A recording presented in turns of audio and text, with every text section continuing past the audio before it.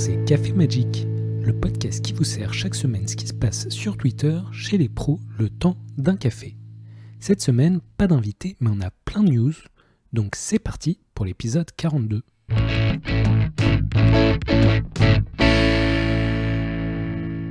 La carte double face, Valky, dieu des mensonges, Tibalt, imposteur cosmique, casse tous les formats. Du moins en standard avec la tromperie selon Tibalt, et puis en moderne avec la mécanique cascade, on peut jouer cette carte en voyant son côté Valky, mais en jouant vraiment le Planeswalker à 7 mana qui est Tibalt.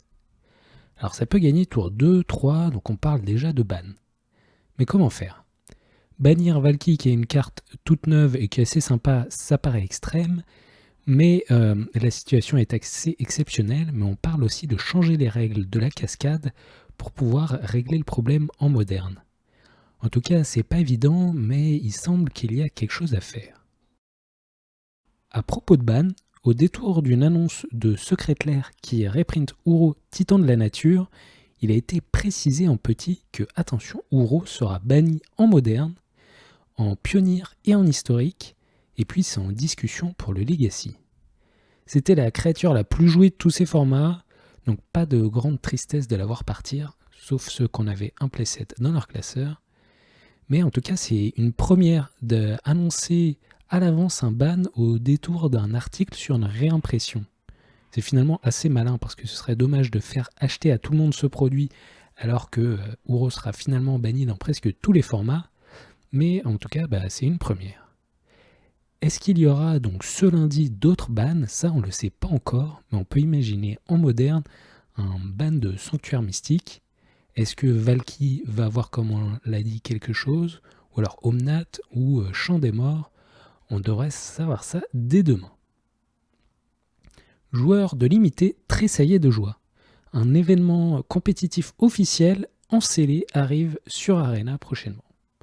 C'est le prochain Arena Open, vous savez le tournoi où on peut gagner 2000$ à la fin, qui aura lieu le 20 et 21 février et ce sera en scellé Kaldheim.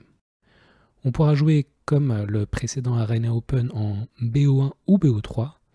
Et donc, comme vous l'aurez peut-être remarqué, c'est la première fois qu'il y a du scellé en BO3 sur Arena. D'ailleurs, ce mode de jeu est déjà disponible, donc vous pouvez faire votre propre petit AP comme ça, mais ce mode de jeu est bien caché dans les menus, donc cherchez bien et vous pourrez vous entraîner pour le week-end du 20 et du 21.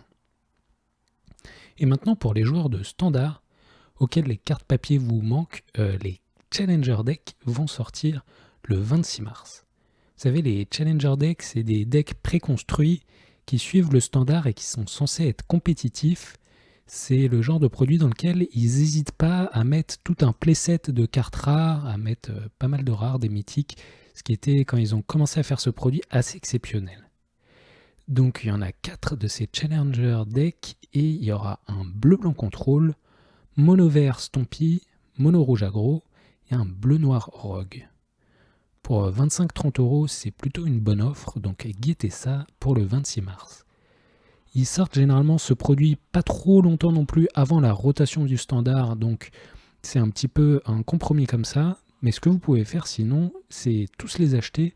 Ça vous fait un gauntlet, un espèce de jeu de société. Vous pouvez sortir dans des années encore ces 4 decks qui remémoreront un petit peu le standard de cette époque et qui seront toujours équilibrés les uns contre les autres.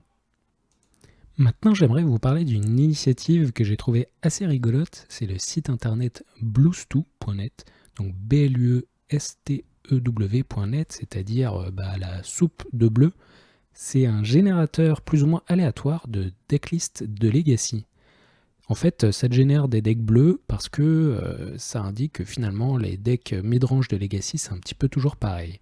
Tu pars du bleu, tu as des brainstorms, des pondeurs, et puis tu saupoudres par ici par là soit des Uro, soit des Assassin's Trophy, peut-être des Tarmogoyf, ou alors peut-être que tu vas passer du côté rouge pour jouer plutôt des foudres. En tout cas, c'est assez rigolo comme manière de montrer que la méta midrange de Legacy est assez standardisée. Donc allez faire un petit tour et appuyez plusieurs fois sur Refresh for a New Deck et vous verrez, c'est assez rigolo, ça fait pas mal de decklists qui sont finalement, il me semble, très jouables. Enfin, dernièrement, il y a eu une réunion avec les investisseurs de Hasbro et Wizard a annoncé avoir eu sa meilleure année financièrement en 2020. Ça, c'est pour Donjons et Dragons et Magic. Donc malgré la crise, ils ont réussi à financièrement très bien se débrouiller. Je ne sais pas si c'est grâce au Secret Lair ou à la réussite de Arena, mais en tout cas, Magic va bien et c'est pas plus mal pour nous. Un petit tip de la part de Total MTG sur Twitter pour optimiser vos wildcards sur Arena. Là où j'en étais, moi, c'est que si tu draftes beaucoup au début d'un nouveau set, le truc c'est de craquer tous ces boosters à la fin, lorsqu'on en a marre du draft, après avoir fait ses 20 drafts quadri-annuels. Et si tu ouvres tous tes boosters à la fin, comme ça, tu ne risques pas de réouvrir dans ces boosters une carte que tu as déjà beaucoup draftée. Parce que lorsque tu possèdes déjà une carte x4 dans ton inventaire, dans ta collection sur Arena, et tu peux avoir cette carte dans le booster que tu ouvres remplacée par des gemmes. Donc afin d'éviter les doublons et de gagner des gemmes, il faut attendre un petit peu avant de craquer tous ces boosters, du moins si vous n'en avez pas besoin pour jouer en standard. Aussi, si tu joues régulièrement, et c'est ça que j'ai appris grâce à Total MTG, c'est que tu dois avoir, j'imagine, plein de wildcards communes et incommunes et manquer beaucoup de rares et de wildcards mythiques. Et donc le truc c'est de finir ces playsets de communes et d'incommunes, donc tu craques tous tes wildcards pour ça, et comme ça, lorsque tu ouvres des boosters, ça fait avancer le vault, l'espèce de coffre en haut à droite. Parce que vous savez que quand on a des doubles, quand tu ouvres une carte que tu as déjà en x4 dans ta collection, ça ajoute des points à ce vault, et lorsque celui-ci arrive à 100%, tu peux l'ouvrir et tu as dedans des wildcards. Donc ça mange pas de pain, craquez tous vos wildcards communes et incommunes avant d'ouvrir plein de boosters. Enfin, si ça mange du pain, ça mange des wildcards communes et incommunes, mais si ce qui te manque c'est les wildcards rares et mythiques, ça vaut le coup. Pour finir, j'aimerais faire un petit peu de pub à moi-même. Je ne sais pas si vous avez vu, mais j'ai sorti une vidéo sur YouTube. Donc pour les gens qui n'écoutent que sur Podbean ou sur les agrégateurs de podcasts, vous n'avez peut-être pas vu ça. Donc j'ai fait une vidéo sur le Mare Phyrexian de Titus Lunter. C'est un genre de critique d'art ou d'essai vidéo.